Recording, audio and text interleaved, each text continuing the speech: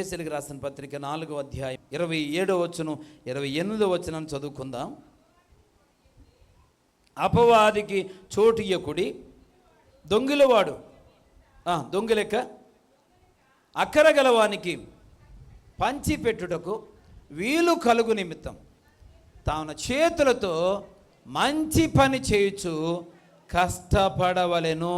దేవునికి స్తోత్రం. ప్రియమైనటువంటి దేవుని బిడ్డలారా, 4వదిగా మనం గమనించినట్లయితే అపవాదికి చోటు ఇయ్యకుడి. 4వది ఏంటి? దేవుని బిడ్డలైన వారు అపవాదికి చోటు ఇవ్వకూడదు. అపవాదికి చోటు ఇవ్వకూడదు. అపవాదికి చోటిస్తే ఖచ్చితంగా వాడు నిన్ను శోధిస్తాడు.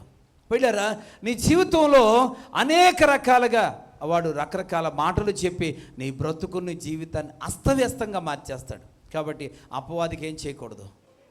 చెప్పాలా? అవ్వం ఏమిచ్చింది? చోటు ఇచ్చింది, మాట్లాడడానికి అవకాశం కల్పించింది. పిల్లరా, ఈరోజు నీ జీవితంలో అపవాదికి ఏం చేయకూడదు?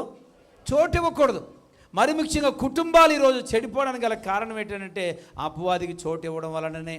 అనేక మంది పిల్లరా ఈరోజు అపవాదికి చోటిస్తూ అపవాది సంబంధమైన విషయాలకు మనసు పెడతా ఉన్నారు. ఎవరైనా ఏదైనా చెప్తే చాలు దాన్ని అవునా కాదా అని తెలుసుకునేటంత ఇది లేదండి.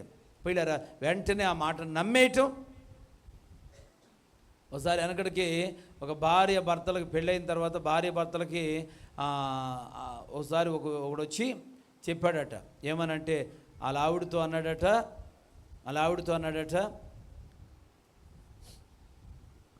మీ ఆయన అంత ఉప్పే అన్నాడట.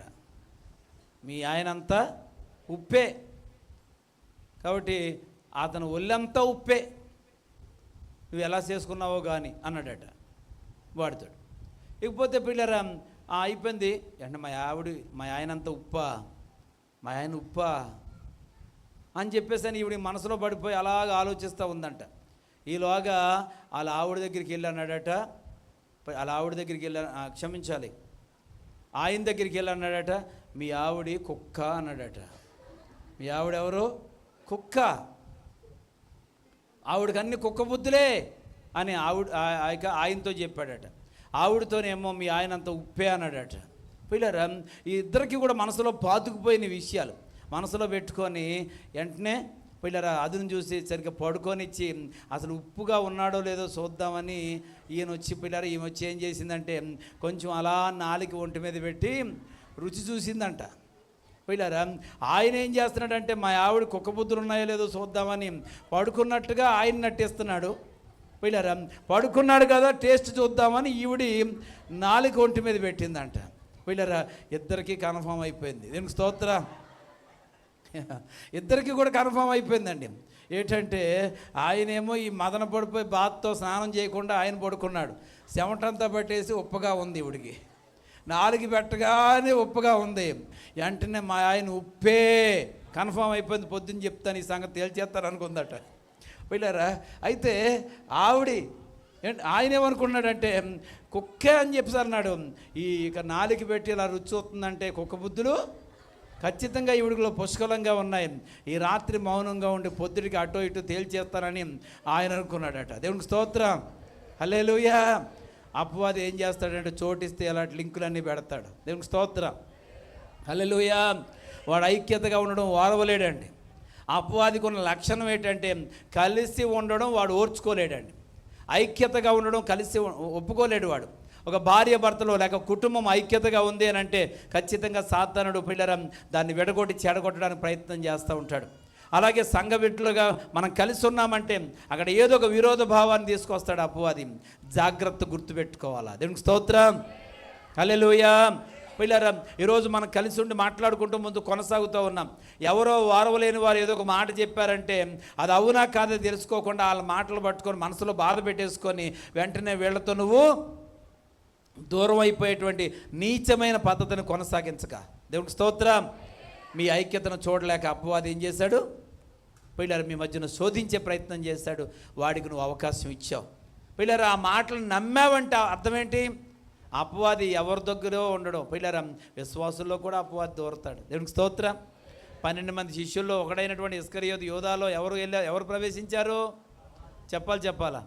అపవాది ప్రవేశించాడు. ఆ అపవాది యొక్క క్రియ ఎంతవరకు వెళ్ళిందంటే యేసు ప్రభు వారిని 30 వెండి నాణేలకి అమ్మేసేటంత ఘోరమైన నిర్ణయం తీసుకునేదాకా తీసుకెళ్ళింది అపవాది. పిల్లరా, కనుక అపవాదికి చోటిస్తే ఖచ్చితంగా ఏం చేస్తాడు? వాడు శోధిస్తాడు. కనుక నీవు కలిసి ఉంటున్నావా? కడ వరకు కలిసి ఉండు. విభేదాలు వచ్చినాయా, ఏమైనా చిన్న చిన్న లోపాలు వచ్చినాయా, సరి చేసుకొని ముందుకు సాగు. అంతే తప్ప కడిగేసుకొని తేల్చేసుకునే పరిస్థితి ఏమీ దేవుని బిడ్డలకు ఉండకూడదు. దేవునికి స్తోత్రం. భార్య భర్తలైనా, తల్లిదండ్రులు బిడ్డలైనా, అన్నదమ్ములైనా, అక్క చెల్లెండ్రైనా ప్రతి సమస్యలు ఉత్పన్నమవుతాయి. కానీ వాటిని సమర్థవంతంగా ఏం చేసుకోవాలి? పరిష్కరించుకోగలగాల. దేవునికి స్తోత్రం. పరిష్కరించుకోకుండా వెంటనే అపవాది ఎవడొకడు దూరంలో ఎవరొక రూపంలో వచ్చి నీతో మాట్లాడతాడు, ఇది అంటాడు, అదంటాడు. అలాంటప్పుడు అత్యంత జాగ్రత్తగా నువ్వు వ్యవహరించకపోతే నీ యొక్క జీవితాన్ని నువ్వే నాశనం చేసుకున్న వ్యక్తి అవుతావు. దేవునికి స్తోత్రం. హల్లెలూయా. పిల్లరా, ఒక ఆమె నాకు తెలుసు. పిల్లరా, ఆమె పెళ్లి చేశారు. మొత్తం మీద ఎలాగైతేనే సాయశక్తుల ప్రయత్నం చేసి వాడిని మొత్తం పారిపోయేలా చేసిందండి. పిల్లరా, ఇక వాడు ఎక్కడా కూడా ఉండకుండా హైదరాబాద్ పారిపోయాడండి. ఎవరు బాధపడలేక అంటే చెప్పండి, ఈ తల్లి బాధపడలేక. పిల్లరా, ఈలోగా గతి లేని మరొకడు వచ్చి ఈమెను చేసుకున్నాడండి. కొంతకాలానికే వాడు కూడా బెంబేలెత్తిపోయి అడిలిపోయి వాడు పారిపోయాడండి. పిల్లరా, తర్వాత 3వ వ్యక్తి వచ్చాడు. ఎంతసేపు ఎక్కడ మాట్లాడినా ఈవిడి నాదే కరెక్ట్ అంటది. పిల్లలు, నేను అంటాను, కరెక్ట్ అయితే ఎవరో ఒకరు స్థిరంగా ఉండును కదా. చెప్పండి, ఇప్పుడు వచ్చిన వాళ్ళందరూ స్థిరులు కాదా? ఈమె స్థిరం కాదా అంటే ఈమెలోనే సరైన ఆలోచన విధానం లేదు. పిల్లరా, ఆమె చెదరగొట్టడమే తప్ప చేర తీసుకోవడం ఆవిడ చేత కాదు.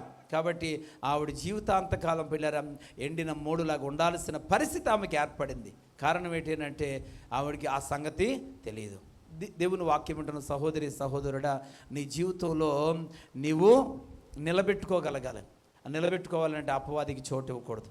అపవాదికి చోటిస్తే నీ జీవితాన్ని నాశనం చేస్తాడు, నీ కుటుంబాన్ని పాడు చేస్తాడు, నీ ఉద్యోగాన్ని సర్వనాశనం చేస్తాడు, నువ్వు చేసే వ్యాపారంలో నీకు మనసు లేకుండా చేస్తాడు. పిల్లరా, ఎక్కడ కూడా నిన్ను అస్థిరపరిచి సర్వనాశనం చేసేదాకా అపవాది నిన్ను విడిచిపెట్టాడు. పిల్లరా, ఇస్కరియోతు యూదాలోకి ప్రవేశించాడు, యేసుప్రభుని అప్పగించేశాడని సంతోషపడ్డాడు. కానీ ఇస్కరియోతు యూదా చివరికి ఏమయ్యాడు? ఊరి పెట్టుకొని చచ్చిపోయాడు. పిల్లరా, అంటే తన జీవితాన్ని అపవాదికి చోటిచ్చి తన జీవితాన్ని తానే నాశనం చేసుకున్నాడు ఇస్కరియోతు యూదా. ప్రియ దేవుని బిడ్డలారా, నువ్వు అపవాదికి చోటిస్తే నీ జీవితాన్ని చేతులారా నువ్వే నాశనం చేసుకుంటావు. నువ్వు అపవాదికి చోటిస్తే నీ ఆత్మీయ జీవితాన్ని పడగొట్టుకొని చెడగొట్టుకుంటావు. అపవాదికి చోటిస్తే నీ కుటుంబాన్ని పూర్తిగా సర్వనాశనం చేసుకుంటావు. జాగ్రత్త. నీ ఆత్మీయ జీవితాన్ని చెరిపివేసే అపవాదికి ఎంత మాత్రం కూడా చోటు ఇవ్వొద్దని ప్రభువు పేరట దేవుని పేరట తెలియజేస్తూ ఉన్నాను.